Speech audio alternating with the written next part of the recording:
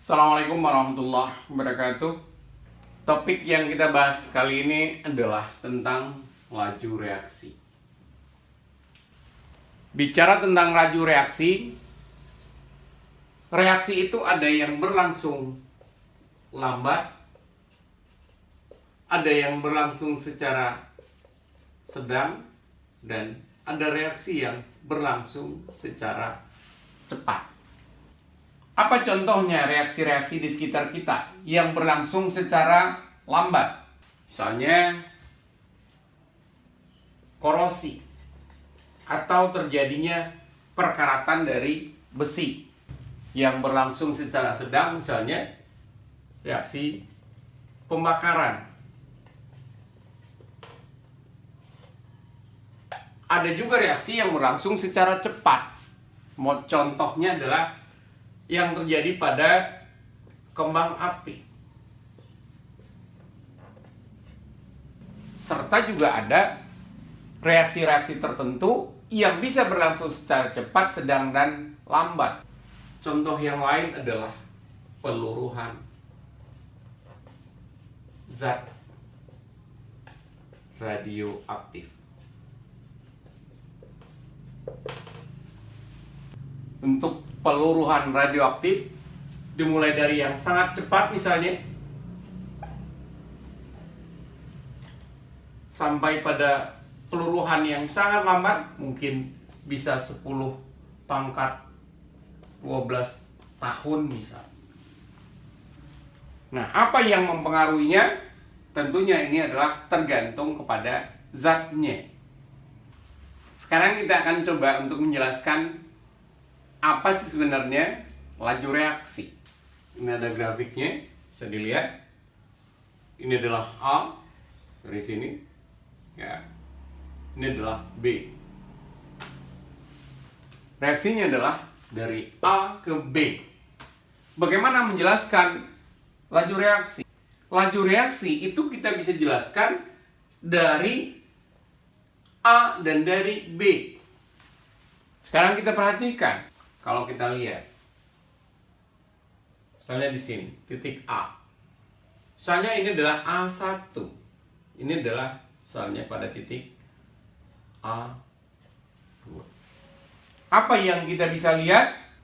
Laju itu adalah perubahan konsentrasi, baik itu reaktan maupun produk.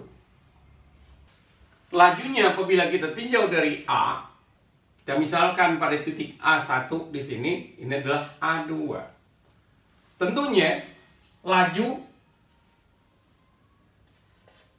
itu adalah perubahan konsentrasi A dibagi dengan waktunya atau perubahan waktunya. Dan kalau kita lihat di sini, berarti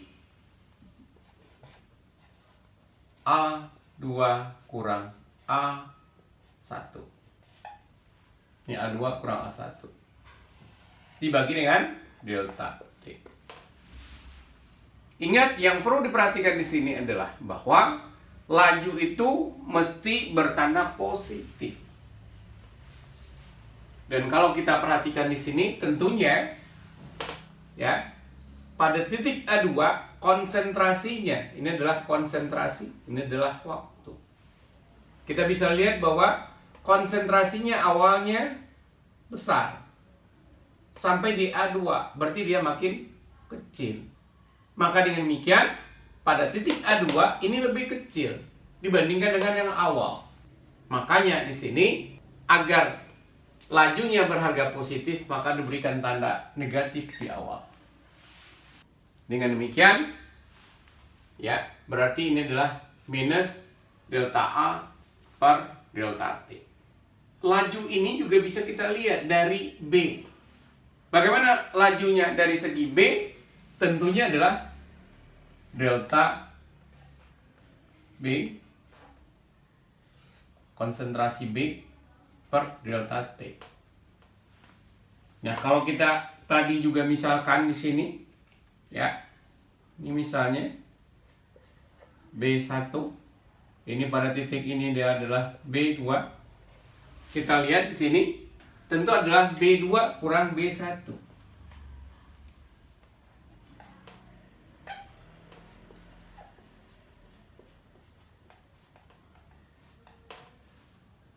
dibagi dengan delta T. Dan kalau kita perhatikan di sini, pada titik ini adalah konsentrasi. Berarti konsentrasinya memang pada B2 itu lebih besar dibanding B1. Berarti kita tidak butuhkan lagi tanda minus di sini. Itulah konsep yang harus kita pahami mengenai laju reaksi. Simpulan kita adalah, apa itu laju reaksi? Laju reaksi itu adalah perubahan konsentrasi reaktan terhadap waktu atau perubahan konsentrasi produk terhadap waktu.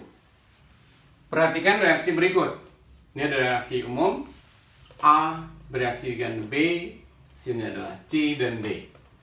Dengan koefisien masing-masing adalah A, B, C, dan D. Bagaimana kita menentukan lajunya? Tadi kita udah bahas. Berarti laju ini bisa ditentukan dari A, B, C, dan D. Misalnya kalau dari A tentunya laju pengurangan A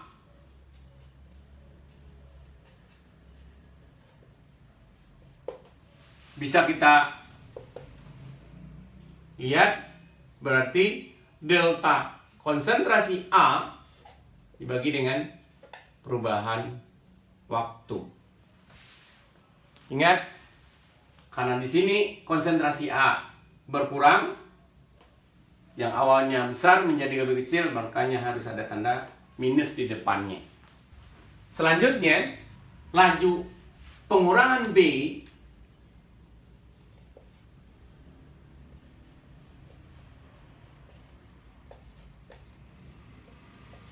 berarti sama dengan B per A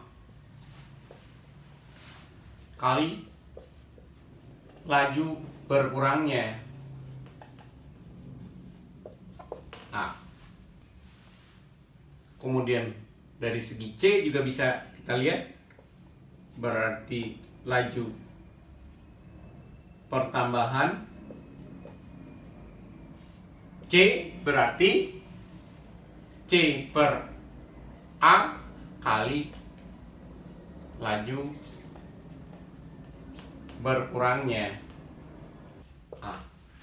Kemudian dari segi D berarti laju pertambahan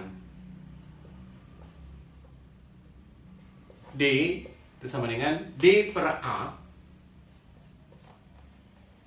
kali laju berkurangnya A.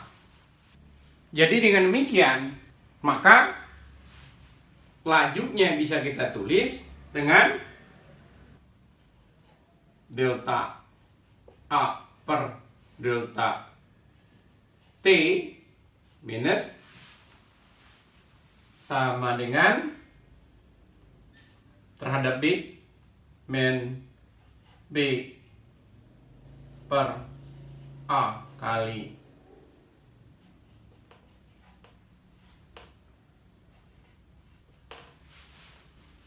berarti sama dengan laju pertambahan D tadi ini C per A kali dengan per delta T sama dengan D per A kali konsentrasi A per delta T. Sehingga dengan demikian sesungguhnya kalau kita lihat lebih lanjut, berarti lajunya itu akan sebanding dengan koefisiennya. Dalam hal ini adalah A, B, C, dan D. Contoh, penentuan laju reaksi 2A plus 3B2 hasilnya adalah 2AB2. Dilakukan dengan mengukur perubahan konsentrasi A berdasarkan data berikut. Datanya ini, waktunya. Waktunya 0, konsentrasi A adalah 0,1, waktunya 5 detik, konsentrasinya adalah 0,08. Berarti di sini yang kita lihat dulu atau kita hitung dulu adalah lajunya terhadap A. Lajunya terhadap A berarti min. Nah, konsentrasi A tentu adalah A2 kurang A1. Dalam hal ini tentu A2-nya adalah 0,08. Ya. Dibagi dengan waktu. Sama dengan A2-nya adalah 0,08. A1-nya adalah 0,1. Dibagi dengan 5. Sehingga kita dapatkan hasilnya adalah 0,08 kurang 0,1 adalah min 0,02. Ini ada tanda minusnya, berarti 0,02 bagi 5. Hasilnya adalah 0,004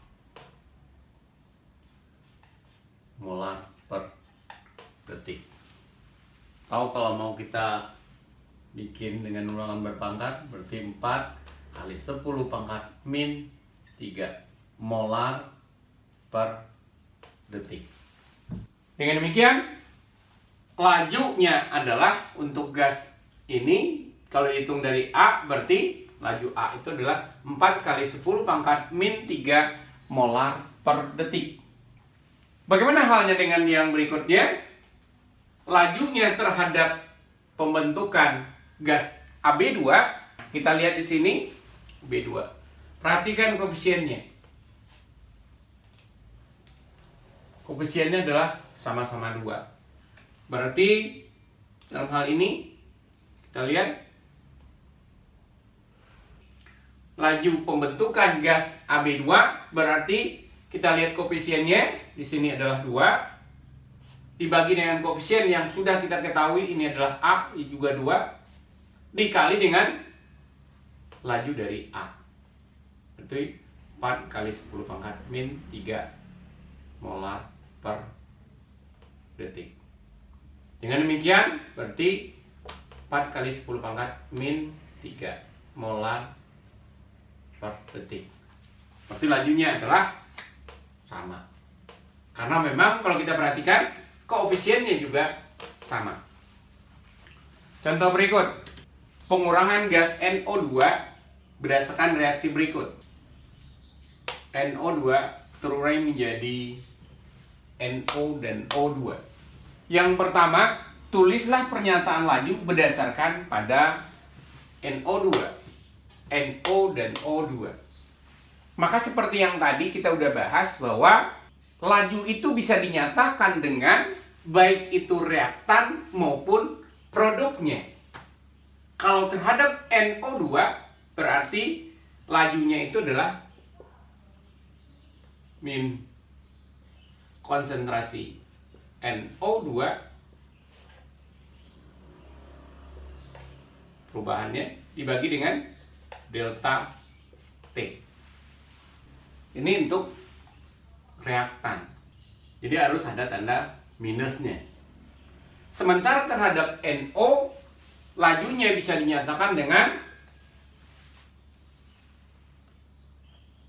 perubahan konsentrasi NO terhadap waktu. Demikian juga terhadap O2, maka laju juga bisa dinyatakan dengan delta konsentrasi O2 dibagi dengan delta T. Jadi dengan demikian, laju itu bisa dinyatakan dengan NO2, bisa dinyatakan dengan NO, dan bisa dinyatakan dengan O2. Yang kedua adalah, jika laju berkurangnya NO2 adalah 4 kali 10 pangkat min 13 molar per detik, tentukan laju bertambahnya NO dan O2. Maka kalau diketahui laju berkurangnya NO, maka ini bisa jadi patokan kita.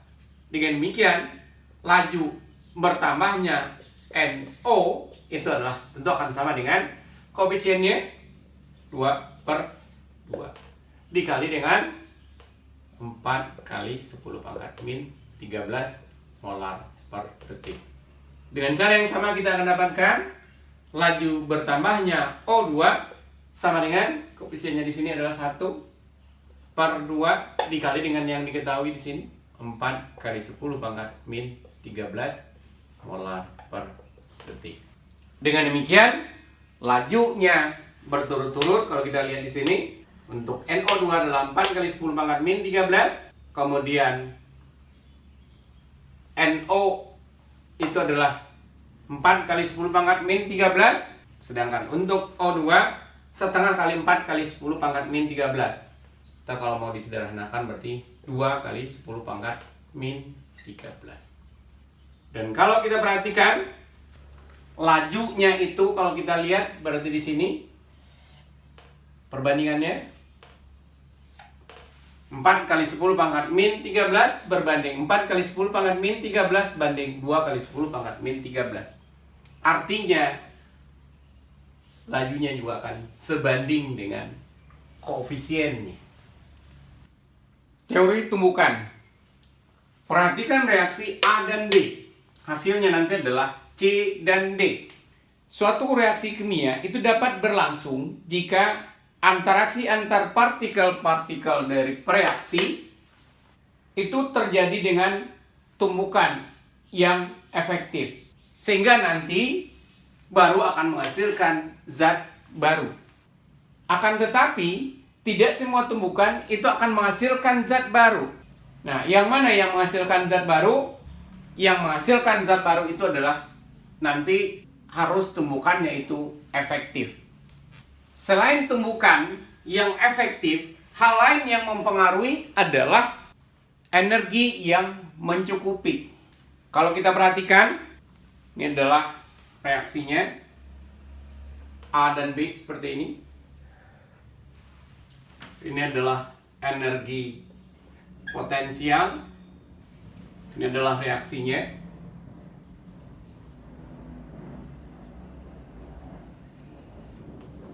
Kira-kira seperti itu. Ini adalah A plus B. Ini adalah C plus D.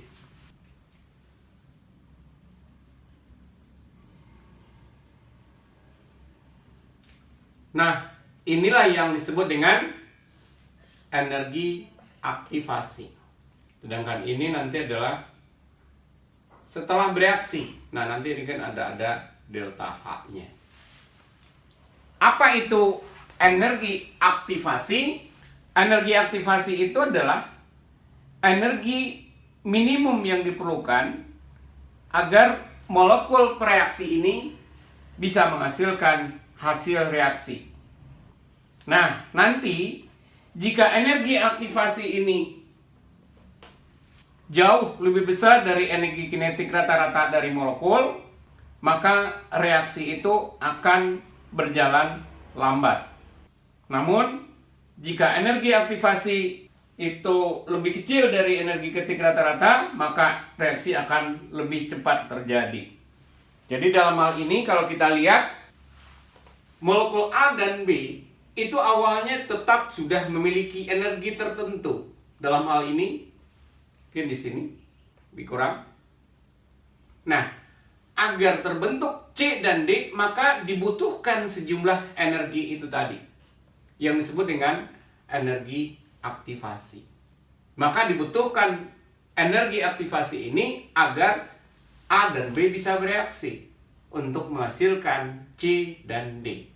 Hasilnya nanti bisa berupa energi C dan D itu jauh lebih rendah dibandingkan dengan A dan B.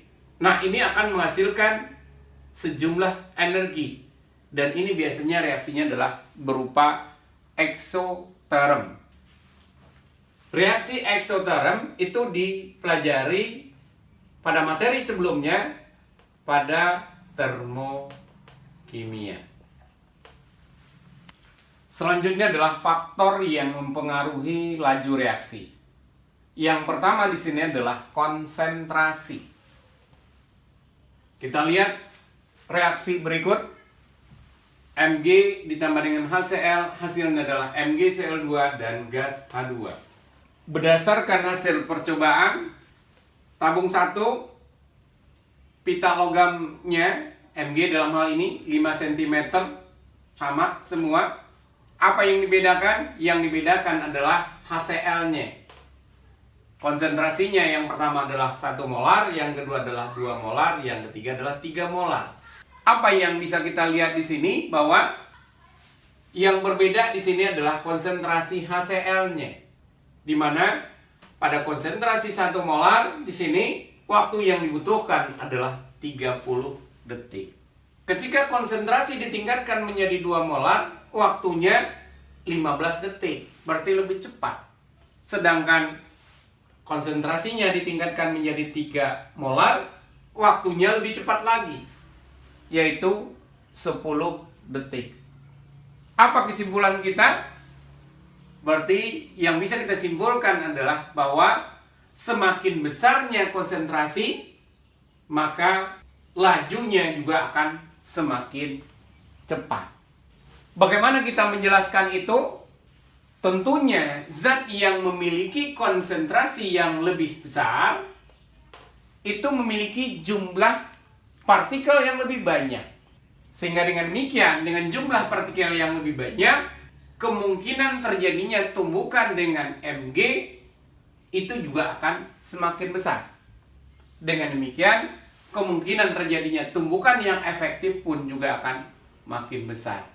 Maka dengan demikian, lajunya juga akan semakin tinggi dibandingkan dengan yang konsentrasinya lebih encer.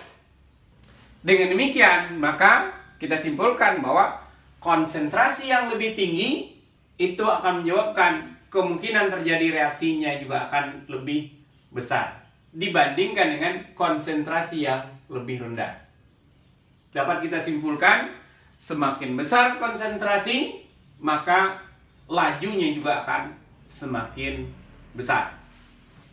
Faktor kedua yang mempengaruhi laju reaksi adalah luas permukaan bidang sentuh. Kita lihat reaksi berikut.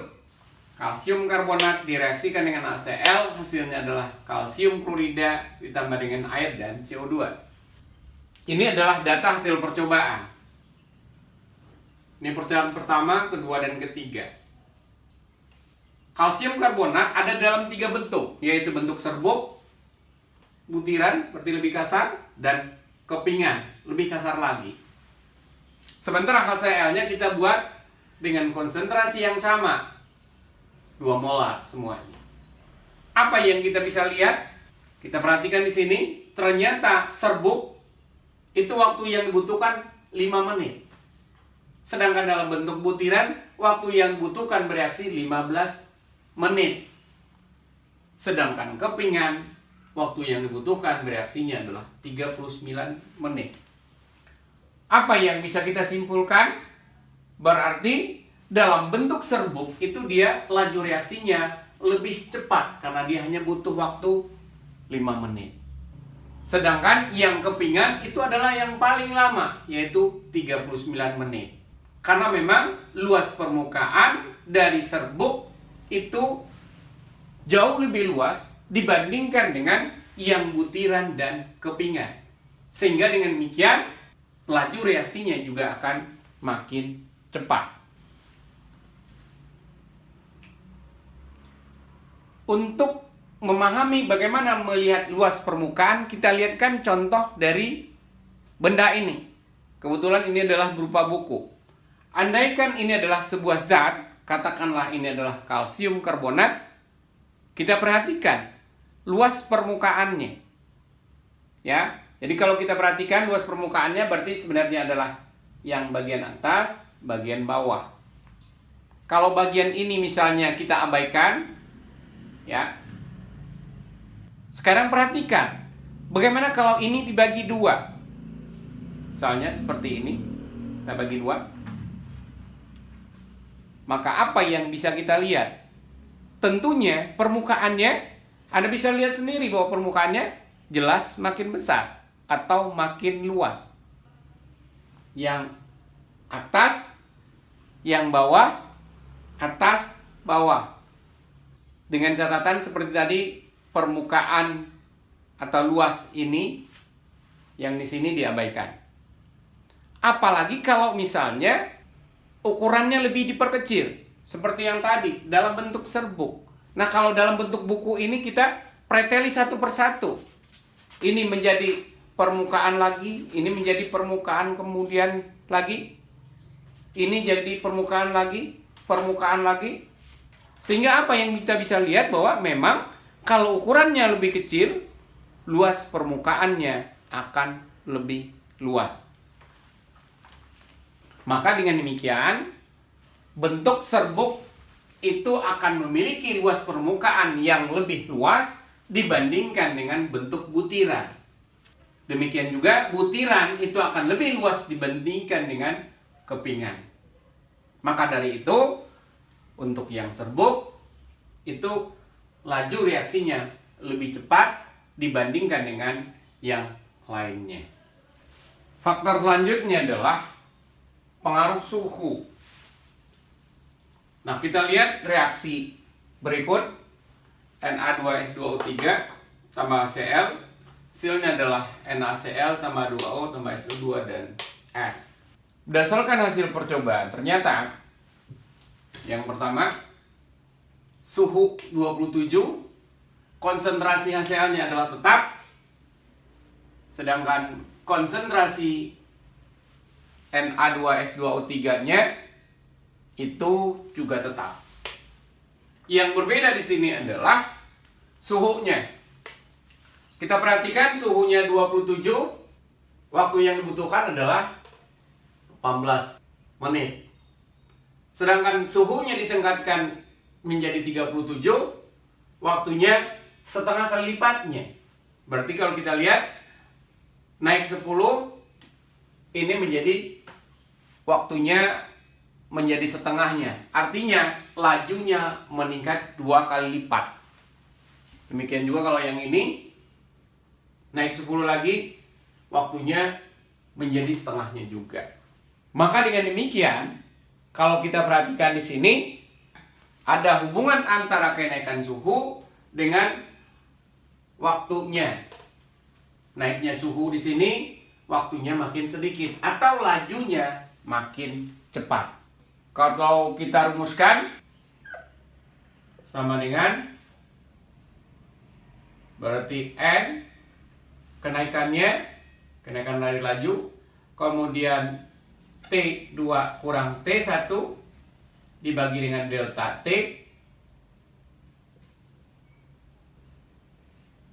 dikali dengan V1, di mana N itu adalah kelipatan cepatnya laju reaksi, yang kemudian untuk memahami ini kita akan lihat rumusnya nanti. Kira-kira mengapa adanya kenaikan suhu juga akan meningkatkan laju? Contoh, suatu reaksi berlangsung 2 kali lebih cepat setiap kenaikan 10 derajat Celcius.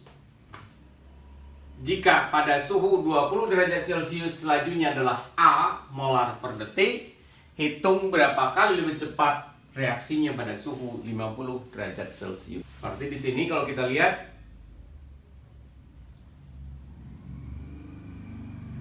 N-nya itu adalah 2 kali lebih cepat setiap kenaikan suhu. Berarti ini adalah delta T adalah 10 derajat. Berikutnya, apa yang diketahui? Suhu T2, T1-nya adalah 20, T2 adalah 50. Sedangkan lajunya pada saat itu adalah A. V1 sama dengan A molar per detik. Dengan demikian kita bisa menghitung berapa lajunya, ya. Berarti V2 sama dengan N berpangkat T2 kurang T1 dibagi dengan delta T, ya, N berpangkat dikali dengan V1. Ditambah dengan T2. T2 kurang T1, 50 kurang 20 berarti 30. Bagi dengan 10. Jadi dengan demikian kali dengan V1. V1-nya itu adalah A. Tapi kalaupun kita nggak tulis juga nggak apa-apa. Berarti ini 2 berpangkat 3 kali V1.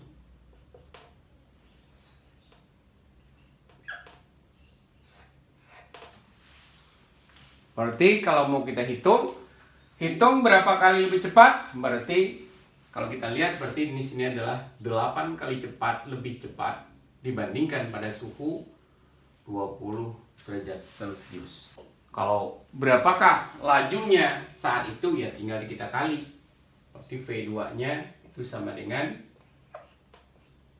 8 kali A molar per detik.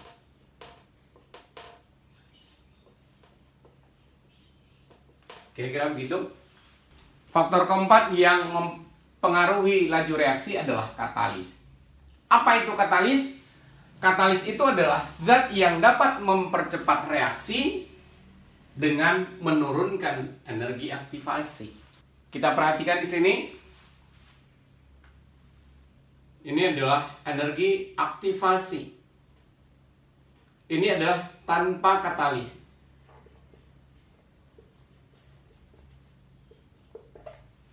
Sedangkan yang bawah ini adalah energi aktivasi dengan katalis.